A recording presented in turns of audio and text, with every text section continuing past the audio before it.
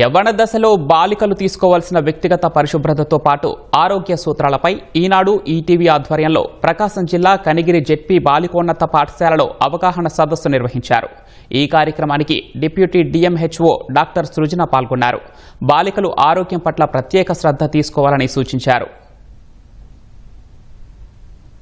సంవత్సరాల వయసుని మనం adolescent age గా మనం గుర్తిస్తాము. ఈ వయసులో ఉన్న పిల్లలకి ముఖ్యంగా వాళ్ళకి పర్సనల్ హెల్త్ అంటే వాళ్ళ బాడీ కేర్ గురించి, వాళ్ళ డెంటల్ కేర్ గురించి, మెన్స్ట్రువల్ హైజీన్ గురించి, స్కిన్ కేర్ గురించి చెప్పడం జరిగింది. ఫిజికల్ హెల్త్ లో వాళ్ళ physical activities, exercise, nutrition, diet ఇవి వాళ్ళకి చెప్పడం జరిగింది. మెంటల్ హెల్త్ లో వాళ్ళకి స్ట్రెస్ మేనేజ్మెంట్ గురించి చెప్పడం జరిగింది. మాదక ద్రవ్యాలు అలాంటి వాటికి దూరంగా ఉండడం, అట్లాగే వాళ్ళకి సంబంధించిన సైకలాజికల్ కౌన్సిలింగ్స్ గురించి మాట్లాడడం జరిగింది. గవర్నమెంట్ వీరి ఆరోగ్యం కోసం చేపడుతున్న రాష్ట్రీయ కిషోర బాలికల కార్యక్రమం ద్వారా వాళ్ళకి ప్రతి గురువారం ఐరన్ ఫోలిక్ యాసిడ్ టాబ్లెట్స్ ఇక్కడ ఇవ్వడం జరుగుతుంది.